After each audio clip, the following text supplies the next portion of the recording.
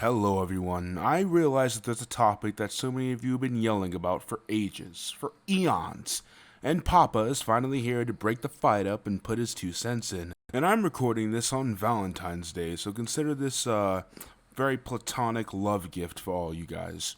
In all seriousness, so many great YouTubers have made videos on this topic, from Bulletberry to Mudahar to even an amazing duology by Neril, and I definitely suggest watching all of those videos to get the full gist of this topic, because just listening to the opinion of a man who identifies as a talking slice of pizza online isn't the best thing to do with a topic like this. I just want to jump into the nitty gritty so we can really get into my opinions on this shit. So lots of collectors online have made the assessment that emulating video games is not the same as collecting video games. And if you emulate, you're a quote-unquote garbage human being who's committing a crime, or you have no true love for the medium. Usually I'd give an example on screen, but I don't want to give these people any airtime at all.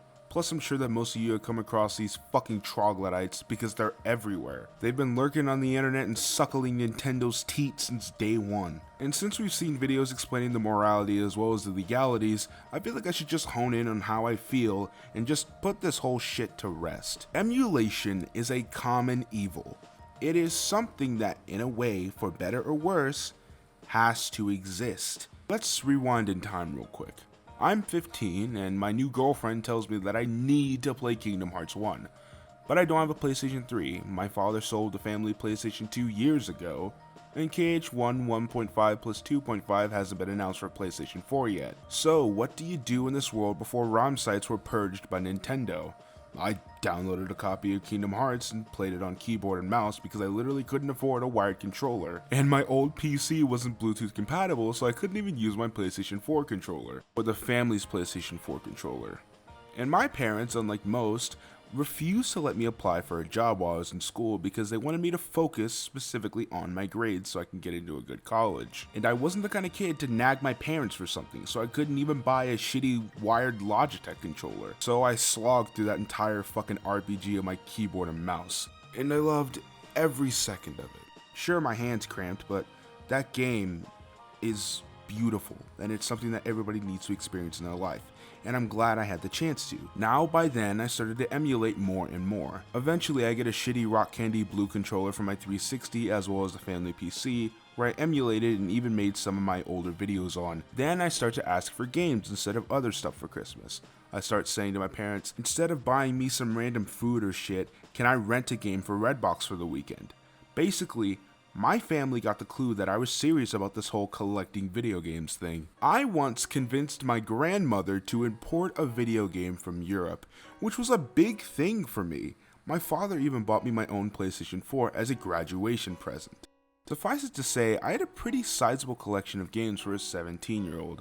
I had a little over 2 shelves full of games, not counting the loose 3DS games I had lying around. I had about 6 consoles at the time. For somebody not even legally allowed to watch porn at the time, I feel like this was a really good collection. But come 2019, I went through a rough patch.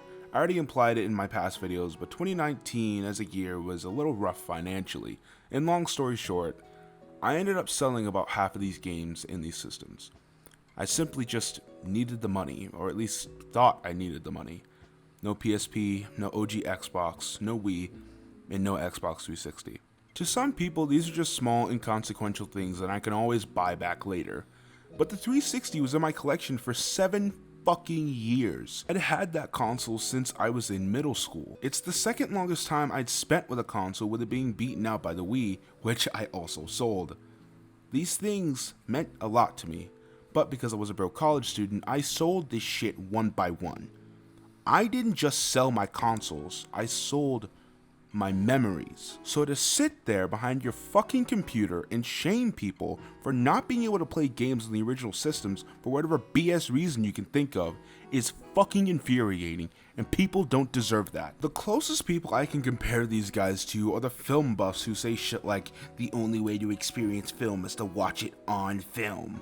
Like, imagine being such an elitist prick that you believe that it's your way or the highway. And as a film student, I hear fucking vermin tools like that on a daily basis. Have you ever just thought that maybe some people enjoy the way that they experience media, regardless of it not being the most optimal?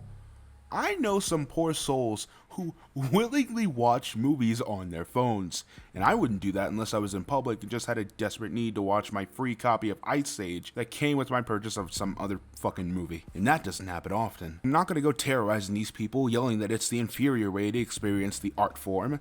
That's really what you want to call Ice Age. Point being, if the way other people experience art bothers you, you need to put your fucking life into perspective. And on the same note, those who say physical only collecting, listen to this. Did you know that the original North American release of Kingdom Hearts 1, that game that I emulated in 2015, and was released just 18 years ago, has been lost?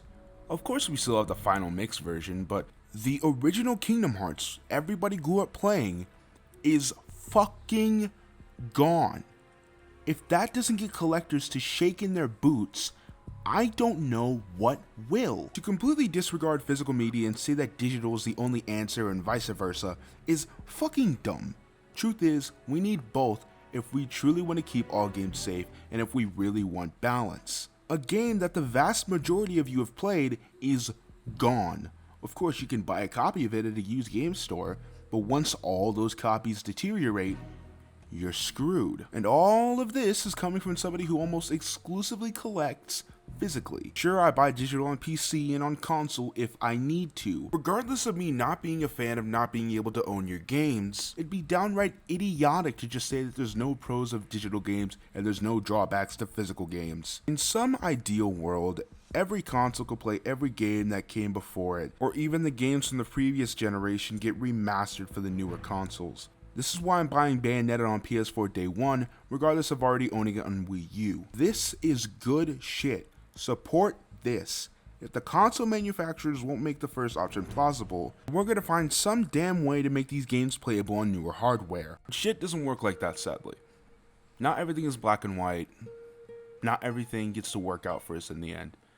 And that's where emulation comes to be in the gray area for everybody. Now, before I end this video, I feel like I should cover reproduction games really quickly. So on Etsy and eBay, you can very easily find reproduction carts or discs of games for older consoles, especially the Sega Saturn, SNES, Nintendo 64, as well as the Dreamcast. My opinion is, as long as there isn't a legal way to purchase these games from the developers on newer hardware, and the reproduction is made clear that it's a reproduction and is made for a good price, go nuts. You can catch me getting a fucking rim job before you can ever see me spend $65 on Jet Grind Radio or $80 on Power Stone, especially for games released in lower quantities, rare games that are unreasonably priced, and again, as long as the reproduction is made clear that it is a reproduction and is done well, I'm all for it. But reproducing something like Mario Kart 64, a game that you can buy on the Wii U, or even Super Mario 64, a game with a remake readily available on DS,